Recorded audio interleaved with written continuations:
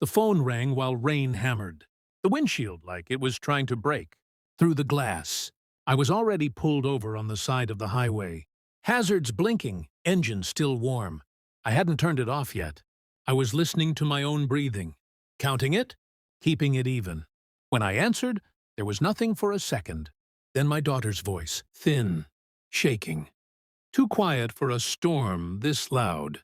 "Dad, I'm outside." That was all she said. I looked at the clock on the dashboard. 9:17 p.m. 3 hours earlier, my wife had called me screaming. Not crying, screaming. "She's gone," she said. I kicked her out. I will not raise a cursed child under my roof. I remember the word cursed sticking to my skull, repeating itself, like it wanted to carve something permanent. I asked where my daughter was. She hung up. Now the rain blurred the world into streaks of silver and black, and my 15-year-old was somewhere in it. Alone. Because of a lie.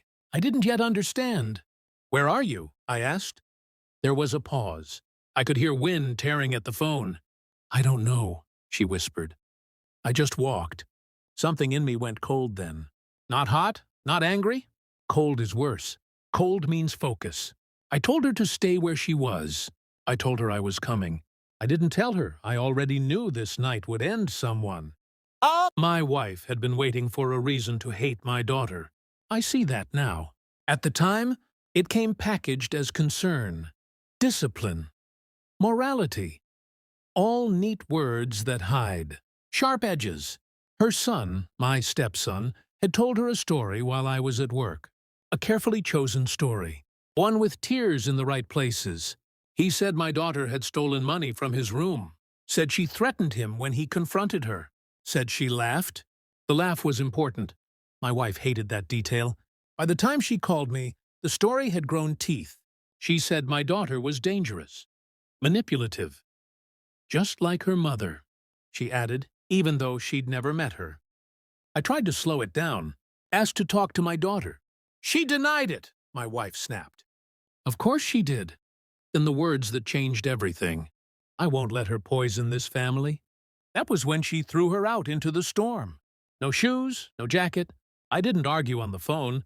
That surprised her. I just said I was coming home. She didn't know I had already started listening weeks ago. Not to her, to the spaces between things. I found my daughter huddled under the awning of a closed laundromat, soaked, shivering, trying to look brave. Because she thought she had to. I wrapped her in my coat, put her in the car, turned the heat all the way up. She didn't cry. She just stared forward. "I didn't do it," she said quietly. "I swear." "I know," I told her. That was the moment something inside her finally broke. Not loudly, just a sharp inhale, a nod, trust collapsing into relief. I took her to a hotel, checked in under my name, ordered food she didn't touch. When she fell asleep, curled in on herself like she was trying to disappear, I sat on the edge of the bed and made a list in my head. Facts, patterns, timelines, cold things. My stepson had been lying to me for years. Small lies at first. Convenient ones. Missing items that reappeared. Teachers who misunderstood him. Friends who were out to get him. My wife always believed him. Always. I pulled phone records. Quietly. I checked the home security logs. She thought were inactive. I watched footage from weeks ago, then months. I saw him enter my daughter's room when he thought no one was home. I saw him take money from her bag. I saw him smiling at the camera afterward. Just for a second. Like he knew someday someone would watch and it wouldn't matter. I requested the police report for a theft complaint filed earlier that year. His name came up. Not charged. Protected. My wife had made a call. That was the betrayal. Not the lie. The choice. The results came in at 6:42 a.m. Clear, boring, absolute. I didn't feel anything when I read them. No satisfaction, no anger, just confirmation. When I walked back into the house later that morning, my wife was in the kitchen, calm, victorious. She was already talking about changing the locks. I set my phone on the counter and pressed play. No words, just video. Her son's face drained of color first. His mouth opened, then closed. He looked at her. She looked at me. I slid the printed report across the counter. Then the second one. Then the third. She didn't touch them. You knew, she said. Yes, I answered. That was all. The police called an hour later. Not for my daughter. For theft. For fraud. For false reporting.